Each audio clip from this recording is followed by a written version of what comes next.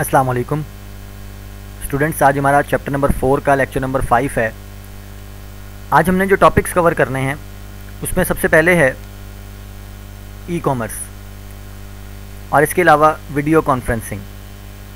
तो स्टार्ट करते हैं सबसे पहले कि ई कॉमर्स क्या होता है। E commerce stands for electronic commerce. Commerce का मतलब होता है कारोबार, और इलेक्ट्रॉनिक कॉमर्स अगर हम बात करें तो इसका मतलब ये है कि इंटरनेट या कंप्यूटर का इस्तेमाल करते हुए जो कारोबार किया जाता है उसे ई कॉमर्स कहते हैं। तो ई कॉमर्स की जो प्रॉपर डेफिनेशन बनेगी, e commerce means buying, selling and exchanging of products, services and information via computer network. यानी कि कंप्यूटर नेटवर्क का इस्तेमाल करते हुए अपनी प्रोडक्ट्स को या अपनी सर्विसेज को या इंफॉर्मेशन को सेल करना या बाय करना या उनको एक्सचेंज करना, इसे ई कॉमर्स कहते हैं। प्रोडक्ट्स का मतलब मुख्तलिफ़ किस्म की चीज़ें हो सकता है। सर्विसेज का मतलब कि आप सर्विसेज प्रोवाइड करें, चाहे वो एक डॉक्टर है जो अपनी सर्विसेज ऑनलाइन प्रोवाइड कर रहा हो या कोई टीचर है जो अपनी सर्विसेज ऑनलाइन प्रोवाइड कर रहा हो। तो इसे इन तमाम चीज़ों को बाय करना या सेल करना कंप्यूटर के ज़रिए, कंप्यूटर नेटवर्क के ज़रिए, इसे ई कॉमर्स कहते हैं। Anyone can deal with customers through out the world. और इस तरह से कोई भी अपने कस्टमर्स के साथ पूरी दुनिया में डील कर सकता है। पीपल कैन बाय और sell goods on internet. Internet पर लोग चीज़ों को ख़रीद सकते हैं, बेच सकते हैं। और लास्ट पॉइंट देखें, even payments can be made using credit cards. और इसके अलावा जो पेमेंट्स की जाती हैं वो भी क्रेडिट कार्ड के ज़रिए ऑनलाइन की जा सकती हैं। तो ये यानी कि हम कह सकते हैं कि ऑनलाइन कारोबार करना, ऑनलाइन चीज़ों को बेचना या ख़रीदना, ये तमाम जो एक्टिविटीज़ हैं ये ई कॉमर्स में आती हैं। इसके बाद सेकंड पॉइंट देखते हैं, रोल ऑफ़ ई कॉमर्स, कि ई कॉमर्स के ज़रिए हम क्या क्या कुछ कर सकते हैं। सबसे पहली चीज़ है इलेक्ट्रॉनिक बैंकिंग। देखें, इलेक्ट्रॉनिक बैंकिंग का मतलब है कि बैंक्स को यूज़ करना, यानी कि बैंक में होने वाली तमाम एक्टिविटीज़ को ऑनलाइन परफॉर्म करना। जैसे कि आपको पता है कि हम घर बैठे डिफरेंट बैंक्स की एप्लीकेशंस के ज़रिए अपना पैसे जो है वो ऑनलाइन ट्रांसफ़र कर सकते हैं, डिफरेंट किस्म की ट्रांजैक्शंस कर सकते हैं, या हम ऑनलाइन बिल्स जो हैं, इलेक्ट्रिसिटी बिल्स हैं या टेलीफोन के बिल्स हैं, हम ऑनलाइन उनकी पेमेंट्स कर सकते हैं। ये तमाम चीज़ें जो हैं वो इलेक्ट्रॉनिक बैंकिंग में ही आती हैं। इसके अलावा जो दूसरा पॉइंट है वो है इलेक्ट्रॉनिक शॉपिंग। जैसे कि हम सबको पता है कि इलेक्ट्रॉनिक शॉपिंग यानी कि ऑनलाइन शॉपिंग है।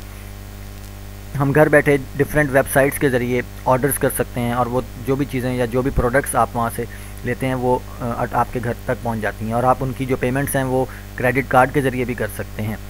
तो ये तमाम चीज़ें जो हैं वो इलेक्ट्रॉनिक शॉपिंग में आ जाती हैं।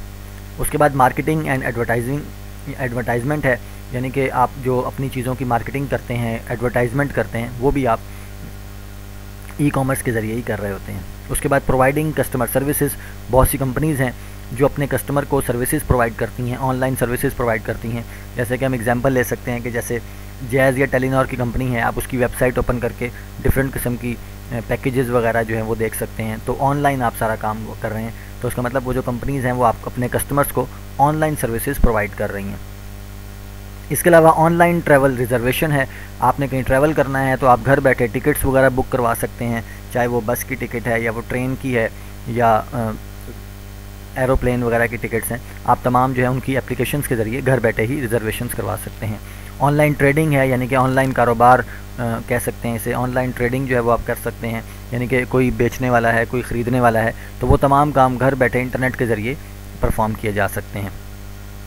इसके अलावा वीडियो कॉन्फ्रेंसिंग है, यानी कि वीडियो कॉल्स या वीडियो मीटिंग्स की जा सकती हैं।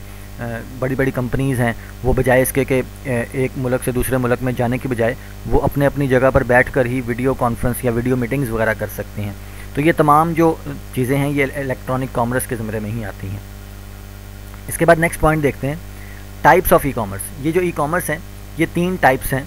सबसे पहली टाइप है बिज़नेस टू कंज्यूमर, यानी कि एक बिज़नेसमैन और एक कंज्यूमर के दरमियान जो ई कॉमर्स है उसे business to consumer e commerce कहते हैं।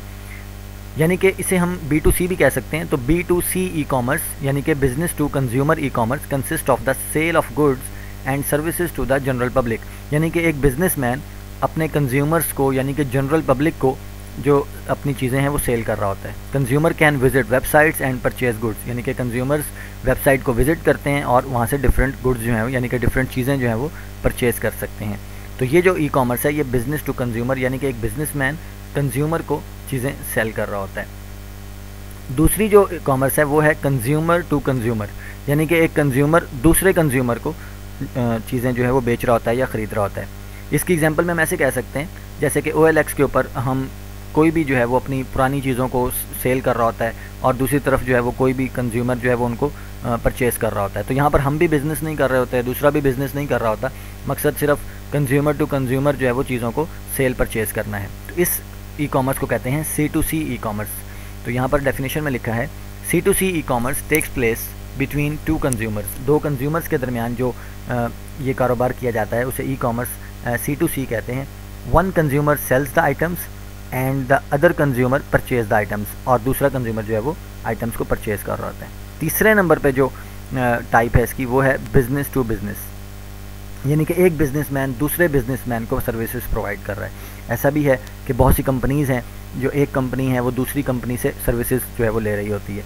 इसकी एग्जांपल में हम कह सकते हैं जैसे कि लास्ट लाइन में लिखा है many advertising companies advertise the products of other companies. बहुत सी ऐसी एडवर्टाइजिंग कंपनीज़ हैं, यानी कि उनका काम प्रोडक्ट्स को एडवर्टाइज़ करना है, तो वो डिफरेंट कंपनीज़ की प्रोडक्ट्स को एडवर्टाइज़ कर रही होती हैं और वो कंपनीज़ उनको जो पैसे देती हैं और वो उसकी एडवर्टाइज़ करती हैं। तो इसका मतलब है कि एक बिज़नेसमैन दूसरे बिज़नेसमैन की प्रोडक्ट्स को एडवर्टाइज़ कर रहा होता है। तो इस तरह की ई कॉमर्स को बिज़नेस टू बिज़नेस यानी कि B2B ई कॉमर्स कहा जाता है। ये ई कॉमर्स की 3 टाइप्स हो गई। उसके बाद लास्ट टॉपिक है वीडियो कॉन्फ्रेंसिंग। वीडियो कॉन्फ्रेंस का मतलब है वीडियो मीटिंग करना, जैसे कि हम व्हाट्सएप के ऊपर ग्रुप कॉल करते हैं या ग्रुप कॉन्फ्रेंस कॉल करते हैं, इसे वीडियो कॉन्फ्रेंस कहते हैं। Video conferencing is a type of conferencing in which video cameras and microphones are used for discussions. इसमें वीडियो कैमराज इस्तेमाल होते हैं, माइक्रोफोन्स का इस्तेमाल किया जाता है आपस में डिस्कशन करने के लिए। It provides an environment of normal meeting, और बिल्कुल एक ऐसा इन्वायरमेंट बन जाता है जैसे आप फिज़िकली मीटिंग कर रहे हो। हालांकि अगर कुछ लोग जो हैं वो किसी दूसरे मुल्क में बैठे हैं या कुछ लोग पाकिस्तान में हैं, तो वो आपस में जब वीडियो मीटिंग कर रहे होते हैं कैमराज और माइक्रोफोन्स का इस्तेमाल करते हुए, तो बिल्कुल एक नॉर्मल मीटिंग की तरह इन्वायरमेंट बन जाता है। बेनिफिट्स क्या हैं वीडियो कॉन्फ्रेंसिंग के? पहला बेनिफिट जो है easy way of conduct meetings को कंडक्ट करने का बिल्कुल आसान सा तरीका है। आपको एक जगह से दूसरी जगह ट्रैवल नहीं करना पड़ता, आपका टाइम वेस्ट नहीं होता, तो बड़ी आसानी के साथ मीटिंग्स जो हैं वो कंडक्ट हो जाती हैं। इसके अलावा कॉस्ट इफेक्टिव है, आपके पैसे बच जाते हैं। जारी बात है ट्रैवलिंग करके एक मुल्क से दूसरे मुल्क में जाना कॉस्ट, उससे ज़्यादा कॉस्ट आ सकती है। तो ये जो वीडियो कॉन्फ्रेंसिंग वाला सिस्टम है ये काफ़ी कॉस्ट इफेक्टिव है, यानी कि एक मुल्क से दूसरे मुल्क में अगर कोई कंपनीज़ कारोबार कर रही हैं तो वो इन मीटिंग्स के ज़रिए अपने काम को कॉस्ट इफेक्टिव बना सकती हैं। उसके बाद लास्ट पॉइंट में देखें इसके बेनिफिट में, saves a lot of time and efforts. आपकी एफर्ट्स जो हैं वो सेव होती हैं, आपका टाइम सेव हो जाता है वीडियो कॉन्फ्रेंसिंग के ज़रिए। आज का टॉपिक इतना ही है। आपका चैप्टर नंबर 4 कंप्लीट हो गया है। नेक्स्ट लेक्चर में इंशाल्लाह हम चैप्टर नंबर 5 स्टार्ट करेंगे। जज़ाकल्लाह।